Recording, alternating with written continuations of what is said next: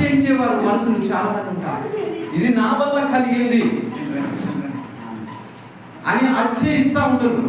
దేవుని మాటలు మీరు విననొల్లని వారుగా ఉంటే దేవుడు నాతో మాట్లాడలేడు.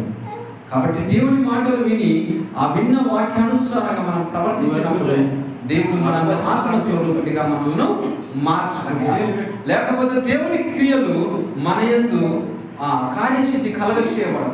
దేవుని వాక్కు మనలోకి వచ్చినప్పుడు మాత్రమే ఆ వాక్కు మనల్ని బాగు చేస్తుంది. దేవుని వాక్కు అంటే ఏంటంటే దేవుని యొక్క మాటలు. దేవుని యొక్క మాటలు మనలోకి ఎప్పుడైతే వస్తుందో ఆ మాటల వల్ల మనం బాగు చేయబడతాము.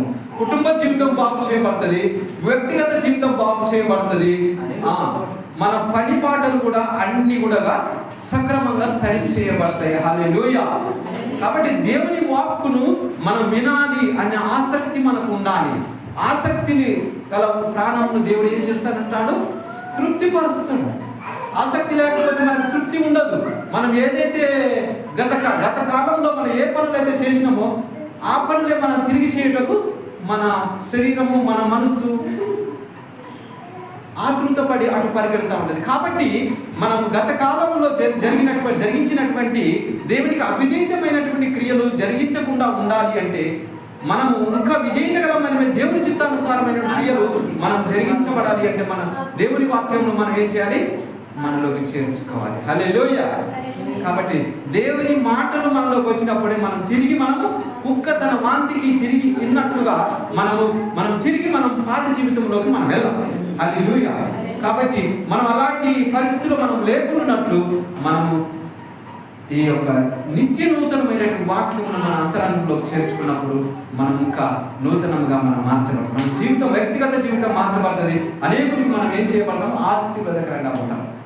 అనేకులు సో పర్సన్ సో స్త్రీ దేవుని చిత్తానుసారంగా జీవిస్తారు. దేవుని బిడ్డలుగా అంటే ఇలా ఉంటారు అనే సాక్ష్యం మనం బయట రావాలి అంటే మనం ఏం చేయాలి? దేవుని బిడ్డలుగా ఉండాలి. ఈ ఆదివారం దేవుని సన్నిధిలో మనం కూర్చున్నామంటే దేవుని బిడ్డలుగా మనకు ఒక లోకంలో నుండి మనం దేవుని బిడ్డలుగా అనే ప్రత్యేకత మనకు ఉన్నది. కాబట్టి మనం ఆదివారం సమయమందు దేవుని సన్నిధిలో మనము ఆయన మహిమ నిమిత్తము, ఆయన మహిమ కలగజేయబడి నిమిత్తం మనము దేవుని సన్నిధికి వచ్చినాము. హల్లెలూయా. కాబట్టి సమస్తం కలగజేయబడి దేవుని చేతనే సమస్తం కలగ. సృష్టి యావత్తు కూడా సూర్య చంద్ర నక్షత్రములు అందులో ఉన్న వాటిని, భూమి అందులో ఉన్న వాటిని, సముద్రం అందులో ఉండే సమస్తం కూడా దేవుని మాట చేత కలగజేయబడేది. దేవుని చేతనే కలగలేదు. ఇది అందులో ఏది కూడా మనము చేరవద్దు, తీయొద్దు. కాబట్టి అందులో మనం ఏదైనా చేసిన మనం విర్రవీగినాం అనుకో, మనం కలిగి ఉన్న ద్వారా ఏది దేవుడు లేకుండా కలగలేదు అని దేవుని వాక్యం శాసిస్తుంది. కాబట్టి ఈ లేఖనము దేవుని యొక్క వాక్యము మనము మన అంతరంగములో దేవుని యొక్క జీవ హారము మన అంతరంగంలో చేర్చుకున్నప్పుడు మన ఆత్మ బలపరచబడుతుంది. హల్లెలూయా. మన ఆత్మ బలపరచబడినప్పుడు అప్పుడు మన దేవుని సంబంధికులుగా మనం మార్చబడతాము. హల్లెలూయా. శరీరము సిద్ధం కాదు, ఆత్మ శరీరాన్ని కృషించినాను. ఆత్మ సిద్ధమే. శరీరము బలహీనపడ్డాను, ఆత్మ సిద్ధంగానే ఉండాలి. ఎందుకంటే దేవుని మాటలు ఇహ సంబంధమైనది కాదు. మనం ఈ వాక్యము బైబిల్లో ఉన్నటువంటి వాక్యాలు ఆత్మ సంబంధమైనది, శరీర సంబంధమైనది కాదు.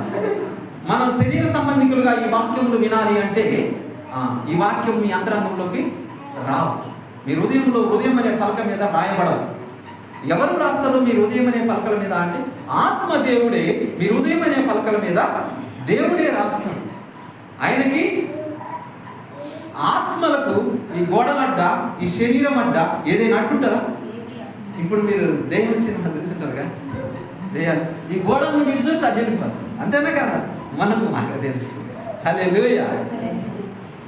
కాబట్టి అది ఆత్మ, మన ఆత్మ ఆ దేవుని యొక్క ఆత్మ మన అంతరంగంలో హృదయం అనే పలకల మీద రాయబడాలి అంటే మనం నవ్వుతాను, నవ్వుతలేదా? ఫీవర్ వస్తుందా? ఫీవర్ వస్తుంది, తగ్గిపోద్ది. ఆరాధన అయిపోతే దేవుని వాక్యం విను, తగ్గిపోతుంది. దేవుని వాక్యము వినడం వల్ల నువ్వు బాగుపరచవాలి. హల్లెలూయా. దేవుని వాక్యము ఒక ట్యాబ్లెట్ లాంటిది. దేవుని వాక్యము ట్యాబ్లెట్, ఆత్మకు ట్యాబ్లెట్, శరీరానికి కాదు, ఆత్మకు ట్యాబ్లెట్, ఆత్మకు టాబ్లెట్ దేవుని వాక్యం. కాబట్టి నీ ఆత్మ వర్ధిల్లినప్పుడు నీ శరీరం నీ శరీరం ఉన్నటువంటి వ్యాధి ఏం చేస్తే పరిగెత్తి హల్లెలూయా. కాబట్టి దేవుని వాక్యం వైపు నిర్దిష్టంగా చూడు. దేవుని వాక్యముని ఖచ్చితంగా దేవుడు బాగు చేస్తాడు. హల్లెలూయా. కాబట్టి దేవుని వాక్యం వెళ్ళగలుగుతారా, వెలుగు కలుగుతూ ఉంటుంది. ఆ వెలుగు మనలో ఉన్నటువంటి చీకటిని పారదోలుతుంది. ఏదైనా బలహీనతలను గద్దించి విడిపిస్తాం. హల్లెలూయా. దేవుని వాక్యము అంత గొప్పదైనటువంటి వాక్యం. కాబట్టి దేవుని వాక్యం ప్రాముఖ్యమైనది. సమస్తమును కలగజేయబడేది ఆయన వాక్కు చేత. సమస్తమును కలగజేయబడి సముద్రమును అన్ని పాతగిలిపోతాయి, కానీ దేవుని వాక్యము పాతగిలి పోదు. సమస్తము పాతగిలిపోతాయి. మనము ఒకనాటికి దీని భూమిలో నుండి తీసివేయబడతాం. భూ సంబంధికులుగా నుండి ఆత్మ సంబంధికులుగా మనం మార్చబడతాం. మనం ఒకనాటికి దేవుని సన్నిధిలో మనం ఉన్నవారం. ఆయన ఇటు పొమ్మంటే మనం వచ్చినాం. హల్లెలూయా. ఎక్కడికి పొమ్మన్నాడు? భూలోకానికి పోయి ఒకసారి రండి, పోయి రండి. పోవటమే కానీ రావటం ఉన్నదన్నాడు ఆ దేవుడు? ఉన్నదన్న అన్నాడా?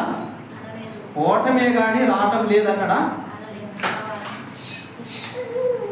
లేదు అనలే. మనం ఏదైనా ఊరు పోయినప్పుడు సొంత ఇంటికి వస్తామారా? వస్తాం. అదేవిధంగా మన యాత్రికులుగా, పరదేశులుగా దేవుడు మనకు ఒక బిరుదు ఇచ్చిండు. బైబిల్ ఏం బిరుదు ఇచ్చిండు? యాత్రికుల మాట మన పరదేశులు. యాత్రకు మనము విహారయాత్రకి ఎవరైనా వెళ్ళిన వారు ఉన్నారా? విహారయాత్ర అంటే ఒక స్థలంలోకి పోయి మనము చూడలేనటువంటి కొన్ని దృశ్యాలు మనము చూసి మనం తిరిగి మన సొంత స్థలానికి వస్తూ ఉంటాం. అదే విహారయాత్ర. ఆ యాత్ర మనం అదే రీతిగా భూలోకమునకు మనం యాత్రగా మనం భూలోకమునకు వచ్చినాం. హల్లెలూయా. మనము భూలోకమునకు యాత్రికులుగాను పరదేశులుగాను మనం ఈ భూలోకానికి వచ్చినాం. కాబట్టి మనము ఏం చేయాలి? కావలసినది దేవునికి మహిమ నిమిత్తము చేయవలసినది చేసి మనము తిరిగి మనము మన సొంత స్థలానికి మనం వెళ్ళవలసిన వారమై ఉన్నాం. హల్లెలూయా. కాబట్టి ప్రియమైన సహోదరుడా, అవన్నీ నా హస్తకృత్యములు నా వలన కలిగినవని యెహోవా సెలవిస్తున్నాడు. దేవుడు సెలవిస్తున్నటువంటి మాటలు సమస్తము దేవుని వలన కలిగినవి అని దేవుడు సెలవిస్తున్నాడు. కాబట్టి మనకున్న కలిగినవన్నీ కూడా దేవుని చేత కలగజేయబడ్డవి. కాబట్టి మనము ఇంకా చదవండి. ఎవడు దీనుడై నలిగిన హృదయం గలవాడని నా మాట విని వణుకుచున్ననో వారిని నేను దృష్టించున్నాను. మనలను దేవుడు చూడాలి అంటే మనలను దేవుని దృష్టిలో మనం పెట్టుకోవాలి. ఆయన దృష్టిలో మనం పడాలి అంటే మనం ఎటు రీతిగా మనం ఉంటే ఆయన దృష్టిలో మనం పడతాం. ఎటు రీతిగా మనం ఉంటే అహంకారంలో ఉంటే ఆయన దృష్టిలో పడతామా? మన పనులు మనం చేసుకుంటూ ఉంటే ఆయన దృష్టిలో పడతామా? ఇష్టమైనటువంటి ఒక వ్యక్తి, ఒక 100 మందిలో ఒక ఇష్టమైనటువంటి వ్యక్తి, మనకిష్టమైన వ్యక్తి మనల్ని పిలవాలి అని మనం అనుకుంటే, ఆయన దృష్టిలో పడాలి అని మనం అనుకుంటే మనం ఎటు రీతిగా ప్రవర్తిస్తూ ఉంటాం? నన్ను చూడండి అని మనము ఆయన దృష్టిలో పడాలి అని మనం ఆసక్తి చూపుతూ ఉంటాం. అంటే ఆ ఎదుటివారి ఉన్న వ్యక్తి దృష్టిలో మనం పడాలని మనం ఆసక్తి చూపుతూ ఉంటాం. ఆ 100 మందిలో నుండి మనం ఆసక్తి చూపుతూ ఉంటాం. ఇప్పుడు ఎగ్జాంపుల్గా ఒక కెమెరామ్యాన్ వచ్చిండు అనుకో, నేను టీవీలో పడాలి, కెమెరాలో నేను పడాలి అని కెమెరా ముందుకు రావడానికి ఆసక్తి చూపుతూ ఉంటాడు. ఆయనకి అర్హత లేదు, అయినప్పటికీ కెమెరాలో నేను పడాలి, కెమెరాలో పడాలని ఆసక్తి చూపుతూ ఉంటాం. కాబట్టి మనము దేవుని దృష్టిలో పడాలి అని మనం ఆసక్తితో వణుకుతూ, దేవుని మాటలు ఎవడైతే వణుకుతూ నా మాటలు విని ఆ మాటలు విన్నప్పుడు అంటే మనకు వణుకు రావాలి. వానిని నేను దృష్టించుతున్నాను, వానిని నేను చూస్తున్నాను, అలాంటి వ్యక్తినే నేను చూస్తాను.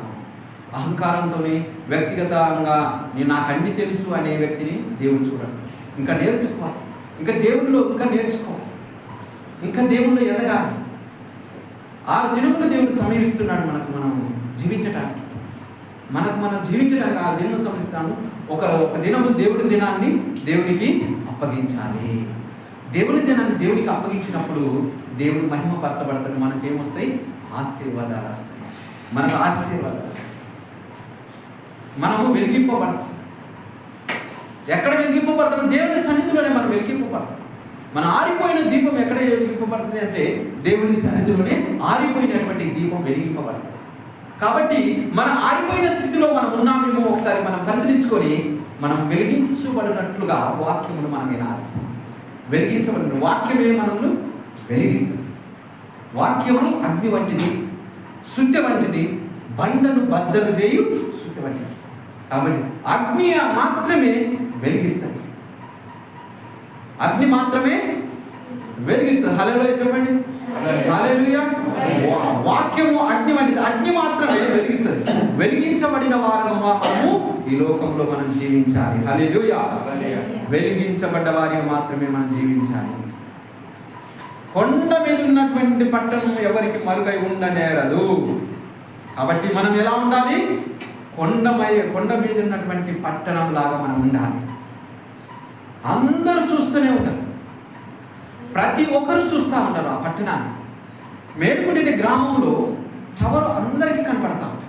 ఎవరికైనా కనపడకపోకుండా ఉంటుందా? అట్లా చూస్తే టవర్ కనపడుతూనే ఉంటుంది. అట్లా చూస్తే కనపడుతుంది. ఎవరైనా కన్నులెత్తి చూస్తే టవర్ కనపడుతూనే ఉంటుంది. కాబట్టి అట్టి రీతిగా మన జీవితం ఉండాలి. మన ఆత్మీయ జీవితం అట్టి రీతిగా ఉండాలి. వెలిగింపబడినటువంటి జీవితం, వెలుగు సంబంధికులుగా మనం ఉండాలి. నేను వెలుగై ఉన్నాను ప్రకారం మీరును వెలుగై ఉండాలి. కాబట్టి మీరు అట్టి రీతిగా మీరు జీవించినప్పుడు దేవుని దృష్టిలో పడతారు అని పరిశుద్ధ లేఖనాలు సెలవిస్తున్నది. హల్లెలూయా.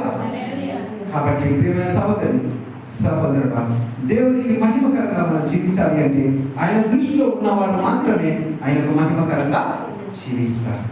హల్లెలూయా. కాబట్టి ఇది యెషయా గ్రంథము 40వ అధ్యాయము 31వ వచనం చదవండి.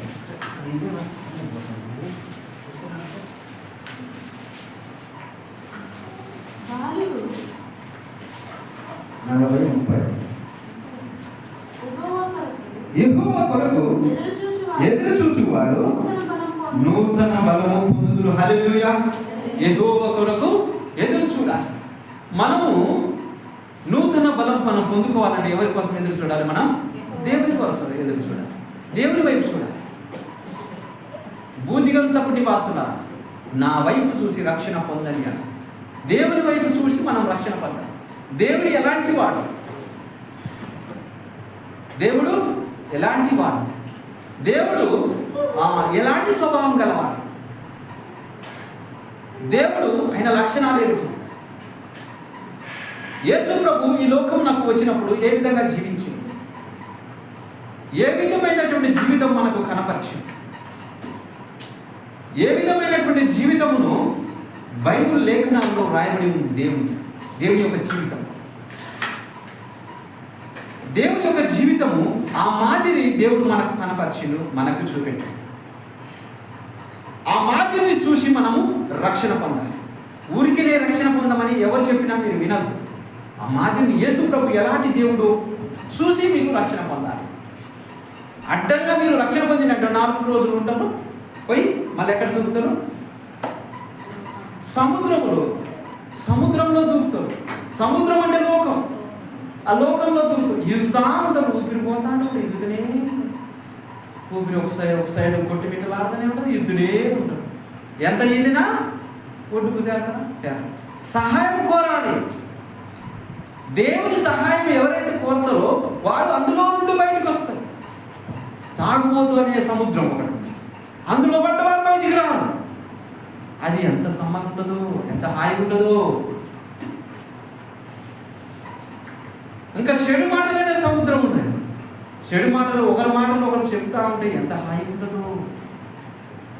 ఒక్కడి మాటలు తీసుకుపోయి ఒకడు చెప్తా ఉంటే అమ్మ సమ్మగా ఎంత హాయిగా ఉంటుంది, బాగా హాయిగా ఉంటుంది కదా.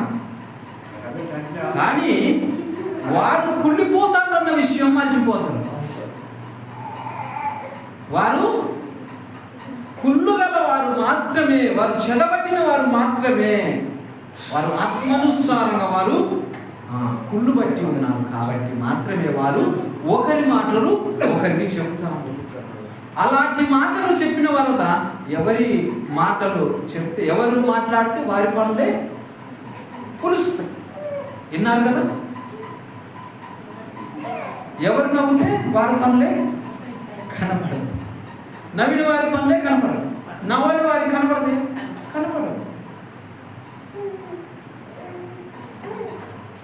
కాబట్టి వారే పులిసిపోతారు. మనం పులియని రొట్టెల పండుగ, పులియని వారిగా మనం ఉండాలి.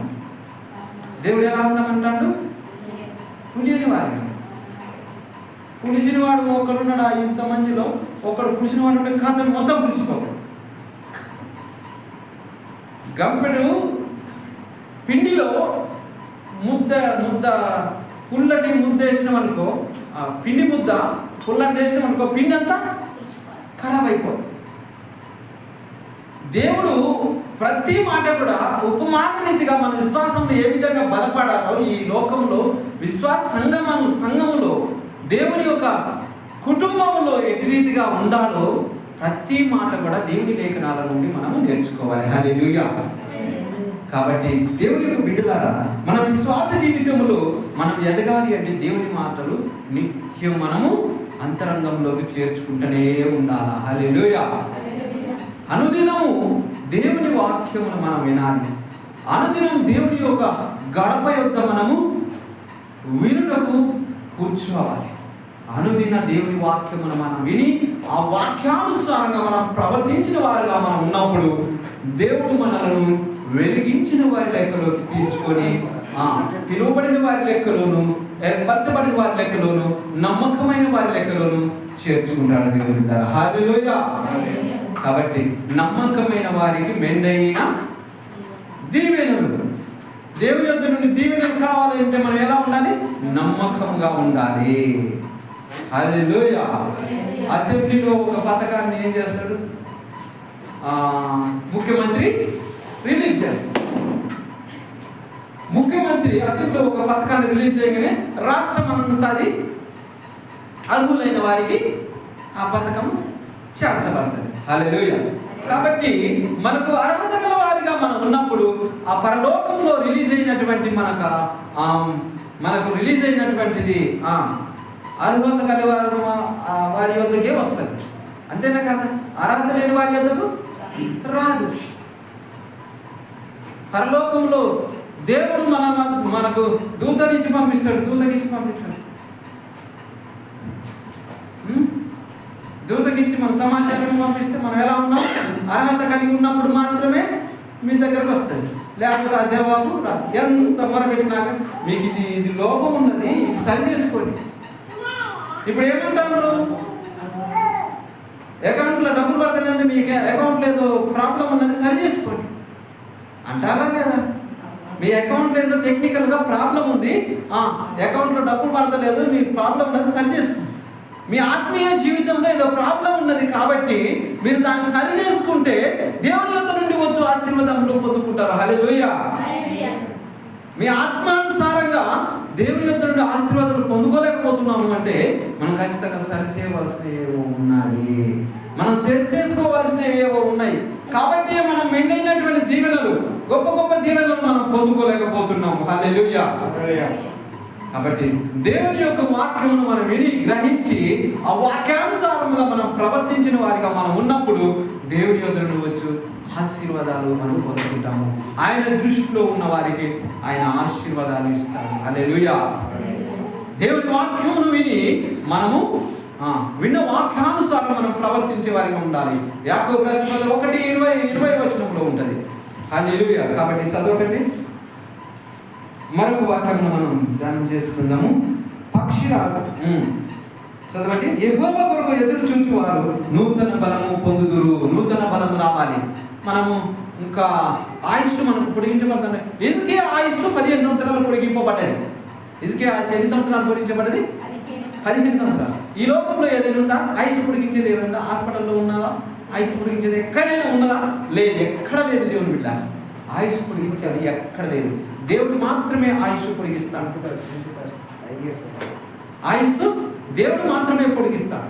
దేవుని యొక్క నమ్మకంగా ఉన్నప్పుడు, ఆయన దృష్టిలో మనం ఉన్నప్పుడు, ఆయన గొప్ప మనం ఎదురు చూసినప్పుడు, అప్పుడు మనకు ఆయుష్ అనేది పొడిగింపబడతా ఉంటుంది. మన ద్వారా దేవునికి ఇంకా మహిమ రావాలి, ఇంకా మహిమ మన ద్వారా ఇంకా రావాలి అని మనకు ఆయుష్ పొడిగిస్తూ ఉంటాడు. ఎందుకంటే ఈ లోకంలో అనేకులు ప్రభావితం చేసేవారికి మనం ఉన్నప్పుడు మన ఆయుష్ ఏం చేయబడతా ఉంటుంది? పొడిగింపబడతాం. అనేకులు మనం ప్రభావితం చేసేవారికి మనం లేవనుకో, మనకు దేవుడు త్వరగానే కాల్ వస్తుంది, తొందరగానే కాల్ వస్తుంది. దేవుడి వద్ద ఫోన్ కాల్ తొందరగానే వస్తుంది. ఫోన్ కాల్ వచ్చినప్పుడు ఏం చేయాలి? తప్పకుండా పోవాలి. పిలుపు వచ్చినప్పుడు ఏం చేస్తాం? వెళ్ళిపోతాం. నేను రాను బాబు అనే పరిస్థితి ఉంటుందా? ఉండదు. నేను రాను ప్రభు అనే పరిస్థితి మనుషులకు ఉండదు.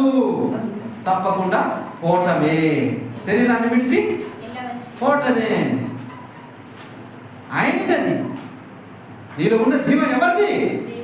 దేవుడిచ్చిన జీవము. ఆయనదైనా తీసుకున్నప్పుడు మీ పరిస్థితి ఏంది? కాబట్టి ఆయన జీవం ఉన్నదని మనం ఇంకా ఎగురుతూ గంతులేస్తూ దేవునికి విరోధమైనటువంటి క్రియలు చేస్తూ మనం వెళ్ళిపోయినాం అనుకో, త్వరగా వస్తుంది ఈ సమయం. త్వరగా ఫోన్ కాల్ వస్తుంది. ఎక్కడ మధ్య ఆకాశం నుండి దేవుడు పిలుచుకుంటాడు. మంచిగా సక్రమంగా ఉన్నదా? నీ ఆత్మ సక్రంగా ఉందా? దేవుని చిత్తానుసారంగా ఉందా? నీ ఆత్మకు ఏ మరక లేకుండా ఉందా? నీ ఆత్మను దేవుని వాక్యమైన ఉదక స్థానంలో ఉతికించుకున్నావా లేదా చూసుకొని దేవుని యొద్ద ఉంటావు. లేకపోతే అక్కడ నుండి మరొక ప్రదేశం ఉంటుంది. నీకు మరకలు ఉన్నాయి నాయన, ఈ మరకలను నేను ఎప్పటి నుండో నిన్ను గద్దిస్తానా? దేవుని వాక్యం ద్వారా నిన్ను ఎప్పటి నుండో గద్దిస్తానా, కానీ నీ మరకలను ఉతుక్కోలేదు. నీ మరకలు నీ దేవుని వాక్యంతో నువ్వు ఉదక స్నానం చేయించలేదు. నువ్వు ఆత్మకు ఇంకా మరకలే ఉన్నాయి. ఇంకా నువ్వు నా స్థానానికి అక్కడికి పోవాలంటే పరిశుద్ధులైన వారు మాత్రమే, పరిశుద్ధులు దేవుని చిత్తానుసారంగా జీవించిన వారు మాత్రమే వాక్యం ద్వారా మన ఆత్మను ఉదక స్నానం చేయించుకోవాలి.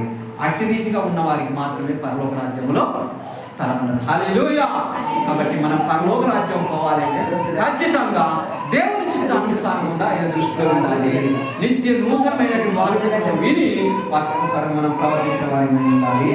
ఎదురు చూచువారు నూతన బలం పొందుతారు. నూతన బలం అంటే మనము ఆయుష్ పొడిగిపోయిన బలం అట్లాగే ఉంటుందా? బలం తగ్గిపోద్దా? తగ్గిపోతుంది. దేవుని బిడ్డలారా, ఆ బలము తగ్గిపోకుండా ఉండాలంటే దేవుని కొరకు ఎదురు చూడాలి. ఆ బలము అలాగే నూతన బలం మనం పొందుకుంటా ఉంటాము. హల్లెలూయా.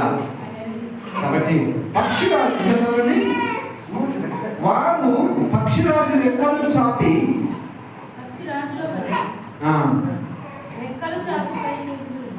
రెక్కలు చాపి పైకి ఎగురుదురు, అలయక పరిగెత్తుదురు, సొమ్మశిలగా నడిచిపోదురు. హల్లెలూయా. వారు పక్షిరాజుల వలె రెక్కలు చాపి పైకి ఎగురుదురు. అలాంటి నూతన బలము మనము నూతనంగా మనం పొందుతున్నప్పుడు, నూతనమైనటువంటి శక్తి చేత మనం నింపబడి దేవునికి మహిమకరంగా మనం ఉన్నప్పుడు దేవునికి మనం ఎలా వెళ్ళిపోతా ఉన్నాం? ఇక్కడ నుండి పక్షిరాజు రెక్కలు చాపి ఏ విధంగా పైకి ఎగిరిపోతూ మనం కూడా అతి రీతిగానే పైకి ఎగిరిపోతాం. దేవుని పిల్లరా, హల్లెలూయా. దేవుని పిల్లరా, అలయక పరిగెత్తుదురు, సమస్యలుగా నడిచిపోదురు. అలయక పరిగెత్తుదురు, సమస్యలుగా నడిచిపోదురు. అలసట అనేది ఉంటుందా? దేవుడిలో పరిగెడతా ఉంటే అలసట అనేది ఉండదు. అలసిపోవడం అనేది ఉండదు. సమస్యలుగా నడిచిపోతూనే ఉంటారు. దేవుడిలో అలసిపోవడం అనేది ఉండదు. నిత్యము దేవుడు అంటే పరిగెడుతూనే ఉంటారు. దేవుని చిత్తానుసారంగా జీవించాలి. ఒకనాటికి మనం ఈ లోకాన్ని మనం విడిచిపెట్టి వెళ్ళిపోతాం, ఉండవు. కాబట్టి మనకిచ్చినటువంటి దినములు, ఆ దినములను సక్రమంగా దేవుని చిత్తానుసారంగా, దేవునికి ఇష్టానుసారంగా మనము దేవుడిచ్చినటువంటి ఆ రోజులను మనం దేవుడికి మహిమకరంగా మనము వాడుకున్నప్పుడు మనకు మనం వాడుకోవద్దు. దేవుడిచ్చినటువంటి దినాలను, దేవుడిచ్చిన రోజులను మన సొంతానికి వాడుకోవద్దు. మన సొంతానికి వాడుకున్నప్పుడు అది దేవుడికి మహిమ, దేవుని మహిమను మనం దొంగిలించదు. కాబట్టి ప్రతి సమయమందు దేవుణ్ణి జ్ఞాపకం తెచ్చుకోవాలి. ఈ దినములు చెడ్డవి కనుక దేవుణ్ణి మనం జ్ఞాపకం చేసుకోవాలి. సమయమందును మనం ఏం చేయాలి? దేవుణ్ణి మనం జ్ఞాపకం చేసుకోవాలి. అట్టి రీతిగా మనం ఉన్నప్పుడు దేవుని స్వరూపంలోకి మనం మార్చబడతాం. దేవుని స్వరూపంలోకి మనం మార్చబడ్డప్పుడు మనం ఆత్మ సంబంధికులుగా అయిపోతాం, నమ్మకమైన వాళ్ళ లెక్కలో అయిపోతాం. అప్పుడు ఆయన పిలుపులో మనం ఉంటాము. ఆయన పిలుపులో లేకపోతే మనము వేరే చోటు ఒక పిలుపు ఉంటాయి. పిలుపులు 2 రకాలు ఉంటాయి. ఒకరు ప్రేమగా పిలుస్తారు, ఒకరు గద్దిస్తూ పిలుస్తారు. హల్లెలూయా. ఒకరు ప్రేమగా పిలుస్తారు, ఒకరేమో గద్దిస్తూ పిలుస్తారు. కాబట్టి పిలుపులు 2 రకాలు ఉంటాయి. కాబట్టి దేవుడు ప్రేమై ఉన్నాడు. దేవుడు ఏమై ఉన్నాడు? ప్రేమై ఉన్నాడు. ప్రయాసపడి భారం మోసుకొనుచున్న సమస్త జనులారా నా యొద్దకు రండి, మీకు విశ్రాంతి కలుగుతుంది, సమాధానం కలుగుతుంది, శాంతి కలుగుతుంది, నెమ్మది కలుగుతుంది. ఇదంతా నెమ్మది, శాంతి, సమాధానం ఎక్కడ కలుగుతుంది, దొరుకుతుంది అంటే దేవుని సన్నిధిలో దొరుకుతుంది అని మనము దేవుని సన్నిధికి వచ్చేవారిగా మనం ఉండాలి. కాబట్టి దేవుని బిడ్డలారా, దేవుని రాకడ చాలా సమీపంగా ఉన్నది అని ఎలా చెప్పగలుగుతున్నాను అంటే ప్రపంచంలో జరుగుతున్నటువంటి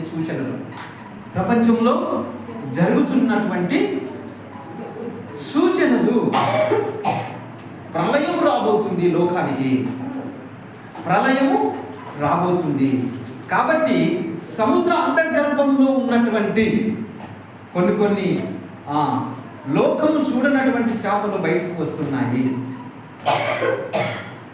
కాబట్టి దేవుని యొక్క పిలుపు సమీపంగా ఉన్నది. దేవుని కడపూర ఊదుటకు ఆ సమయం దగ్గరగా ఉన్నది. కాబట్టి ఈ సూచనలు జరుగుతున్నవి.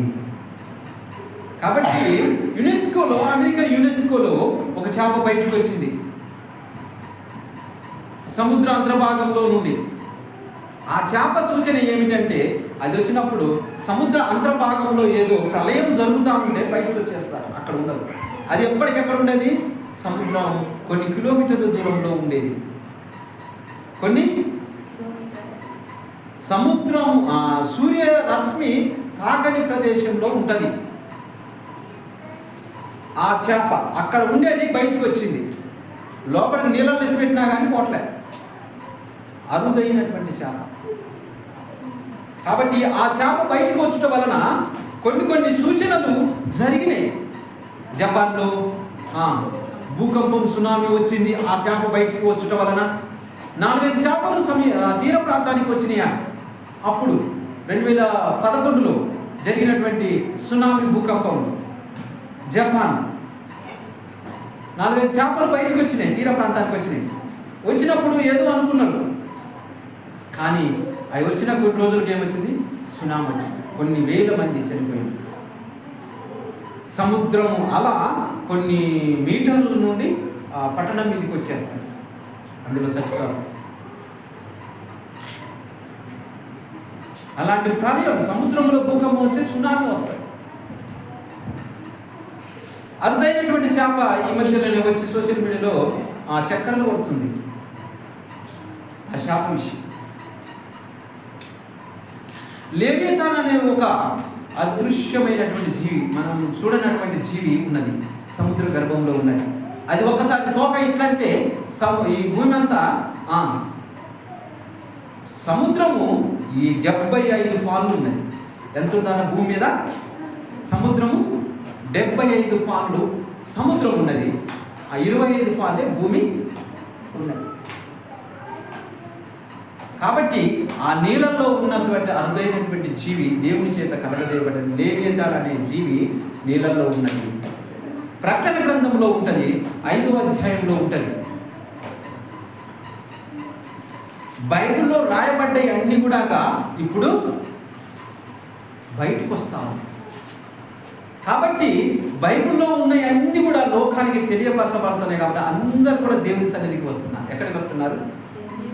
దేవుని సన్నిధికి వస్తున్నారు. అట్లా చెబుతా చాలు దేవుని సన్నిధికి వస్తాం.